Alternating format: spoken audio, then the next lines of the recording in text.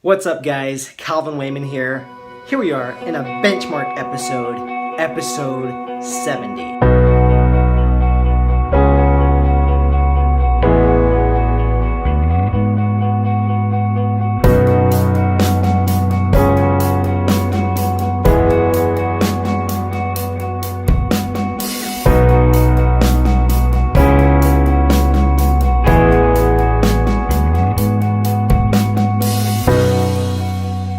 Hey, so today, as I'm recording this, right now it is after 10:30. It's actually 10:40 p.m.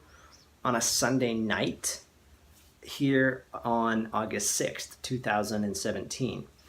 So just wanted to catch up what's happened over this last week. First of all, new clients. That's been a big focus. So in my last episode, I talked about how I got some clients from the speaking engagement in Vegas and how I needed help. The help is working. I tried to take a step back a little bit.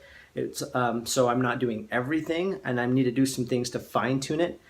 And I still need to put people in the right place that I want them, because last week I actually hired 4 people. 3 of them are VAs in the Philippines. The other person is somebody that works here or that lives here in this city. That can help kind of onboard clients and stuff like that. So I still need to put especially the VAs exactly where I want them. That's what I'm going to be doing this upcoming week. Part of Millionaire case study, I think, that is super important is to talk about wins, but also either the losses or the process to the win. Because a lot of times we see the win, like, for example, somebody is going, like, some people see me on a podcast and they're like, that's awesome you got on that podcast, or a TV interview, that's awesome you got on that interview. But you don't see the background of what it took to get on that. And maybe you were rejected on other ones. So this is what I want to document right here, because somebody who I want to be interviewed by, it's actually part of my yearly goals, one of my intentions, is I want to be interviewed someday by Grant Cardone. And what I want to document is over this last week, I asked one of my friends to recommend me to his office, and I was rejected. And in fact, basically said, oh, Calvin's kind of a nice guy, but his social following is not where it needs to be. It's just something that I want to document because it happened, and we'll see where it goes. So that someday, when I am being interviewed by Grant Cardone, maybe people can go back to this and be like, well, it didn't happen right away. Because I'm not going to stop. It kind of pissed me off in a good way, I think. Put a little fire under my butt to be like, then I just need to get so freaking much bigger that it's a no-brainer to interview me. That's one of the first things that I felt when I first saw that, oh, Calvin's a nice guy, but his social following needs to be bigger before we reconsider it. It's like, okay, I've got work to do. And there's other angles I'm looking at. Maybe I just call in to the office instead of having my friend. I don't know. So I'm going to keep going after it. Just wanted to document that it's on my mind. It's something I'm going after. It's something I want to have happen, but it hasn't happened yet. But that doesn't mean I'm stopping. So the TEDx talk, or the TEDx Preview Talk, I talked about that briefly in the last episode because I was super nervous to do this TEDx Preview Talk in Vegas that I just barely did this last Friday. And it was pretty intimidating because I did not decide what I was going to talk about, did not start practicing till the day before. And that's out of a couple of things. Necessity, for one, because I've been so busy with my business that I don't want to, I know I am at my best when I'm focused on my one thing. So I blocked out Thursday to focus on that one thing. Did not look at any social media, did not even check my email, I don't think, but just focused on what I was going to talk about. And I came up with something. I ended up talking about social media, around the 4 C's to social media success, except since it was just a 5-minute preview talk, something I decided to do is only give 2 of the C's. I thought that'd be kind of fun to call it the 4 C's and only give 2, and that way people are left hanging of, well, what's the other 2? And, well, they'll just have to invite me back for a full TEDx talk, right, if they want to see the full version. And so that's what I decided to do. I talked about context and connection. Those two seasons had stories around both. And the big thing was I wanted it to be focused on story and then keep it within the 5 minutes. And so that event, even though I was super nervous that I did it on Friday, I would say went better than expected. My friend Michelle that gave her talk, she just crushed it. There was supposed to be 7 of us. There was only 6. Somebody had to drop out at the end. But I got to be the last speaker, and I think that gave me a decent advantage because I got to see the first few speakers get cut off right at the 5-minute mark. Like, as soon as they hit 5 minutes, they were just cut, the mic was cut and everything. And if I would have been the first few speakers, that would have been rough because my talk, I know, could have exceeded 5, but because I knew it was going to get cut off right at 5, I made sure I was done before that 5-minute mark hit, and it just had a better feel. But I would say, trying to think as critically as I can, knowing that I'm also biased, but if they were choosing just a few speakers to do a TEDx talk based on that night, I would say I had to be one that's highly considered. It went super well, and my friend Michelle absolutely, because she just crushed her talk. So we're gonna still wait and see what the speaking committee does, how the audience voted. There was like 120 people there. They're gonna send in some feedback to the speaking committee, and so I'll just try to keep it updated here on how it goes. And then the final thing I just wanted to document is my weight journey. So I don't know if you can see, I'm wearing Pair 1 Utah. This is a race shirt I just did. So my goal, if you've watched my earlier videos on my goal setting for the year, one of my goals is to get down to 140 pounds. And I can't get a haircut until I do. And that's why my hair's getting long. And I just want to be so freaking committed to make sure that happens this month. So the last time I weighed myself, I stepped on the scale Friday, and I got down to 147.6. That's the lightest I've been in over a year. And what's also really cool is if I just keep pushing this, then when I hit 140, that's going to be the lightest I've been since like 7 years ago, I think. 7-8 years maybe, and especially in a really healthy way. So I think I want to just talk about, like, because I've yo-yoed all year long on this, but it was in July where I was just like, I am fucking done with this yo-yoing. I am done not being able to have a haircut. I have important stuff coming up in September, like with this speaking engagement that I've been paid well for. I want to be able to get a haircut and shape my beard. I can't cut it until the million, but I want to shape it. And so I just am so freaking committed this month to, I did it in July and certainly again in August, to do what I can to make it happen. So I want to talk about what I have been doing just to document for health. So first of all, I've been exercising every single day. Been following Beachbody's Insanity Max 30. It's a 30-minute workout, super intense, and I get it in. But what's helped a lot is my eating. And what I've been doing with my eating is pretty much following a Whole30 diet. If you haven't heard of Whole30, you can Google search it.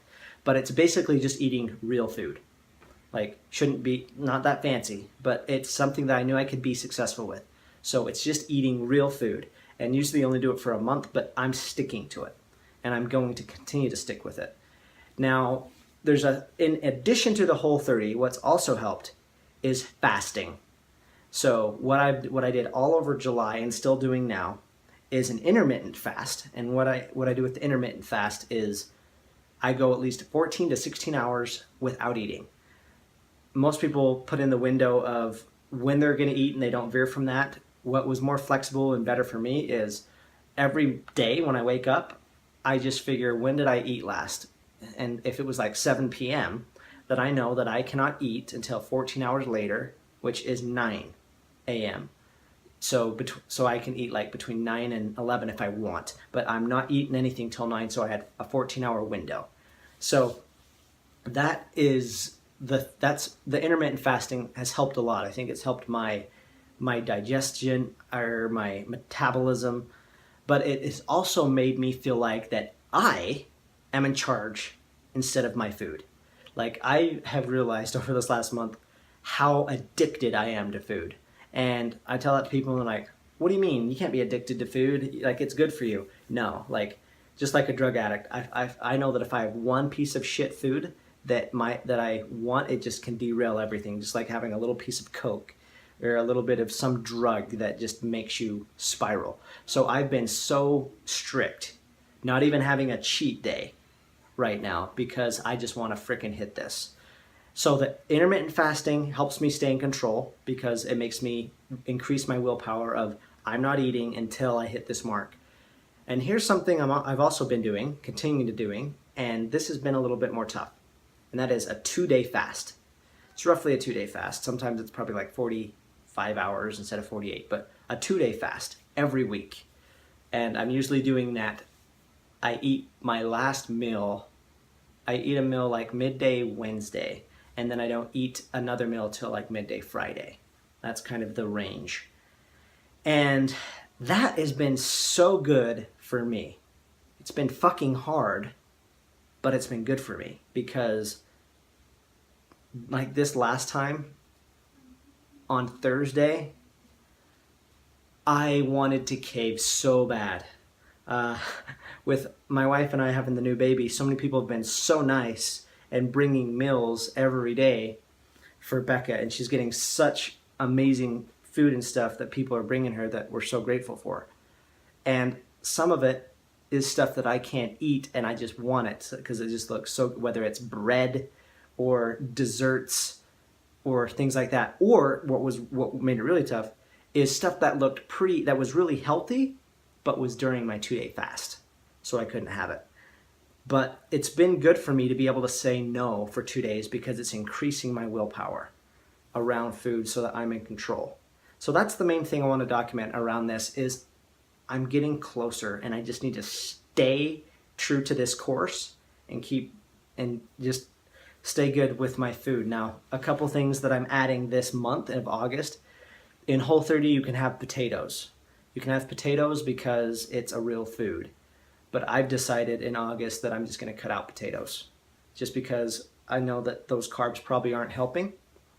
And I want to do that just to get more strict and put my foot on the gas and not let up because I want to get a freaking haircut this month. The other thing I'm doing is I love bacon. You can have bacon on Whole30 as long as it's good with no nitrates and stuff like that. And I'm also committing to not having bacon for 2 days, I can't have bacon on a day if I had it the day before. So no consecutive days with bacon. I can still have it, but I need to have breaks in there because I just think it's probably not the very best form of food, even though you can have it on there, and I just love it. It tastes freaking delicious. Still sticking to the intermittent fasting, still sticking to the 2 days of fasting, and working my ass off with working out. Speaking of that, I'll end on this. I am freaking sore. I have not been this sore in a long time. So I just finished a half marathon on Saturday, and it was crazy how this. So I signed up for the half marathon first, and I wanted to sign up for it because when I have a race or something, it also helps me stay healthier, knowing that that's coming up. Caveat, I've also decided I want to do something like in December and or January, because those months I usually just fuck everything up and eat like crap through the holidays. And if I have a race in December and January, I think it'll make me be more smart with what I eat and be more in control so I don't just derail all this hard work I've done. Where was I going with that? The craziness. So I had signed up for the half marathon on Saturday, and then this opportunity to do the TEDx Preview in Las Vegas came up, and of course I said yes to that as well. The only issue was the TEDx Preview was on Friday night.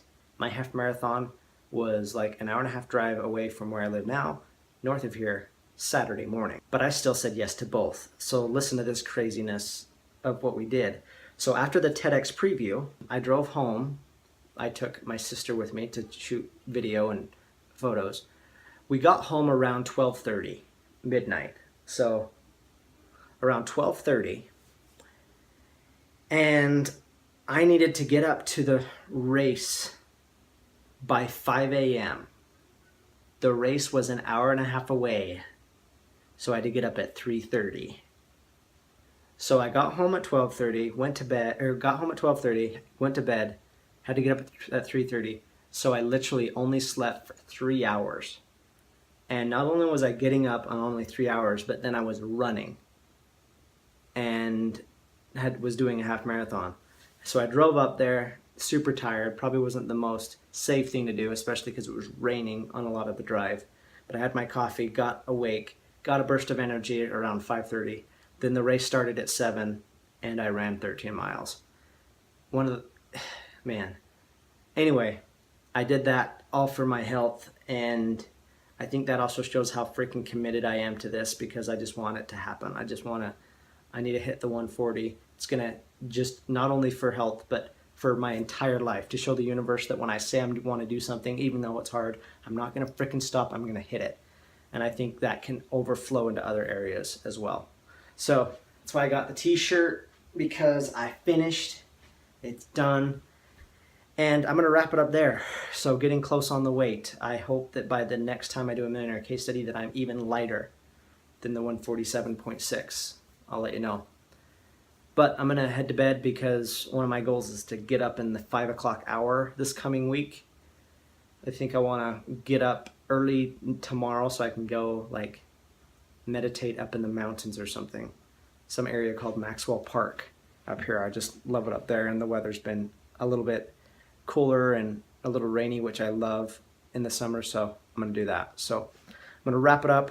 It's been a super awesome week. Still have a ton going on, and even a lot more I want to go on. So I'm just going to get up tomorrow and go after it again. I'm Calvin Wayman.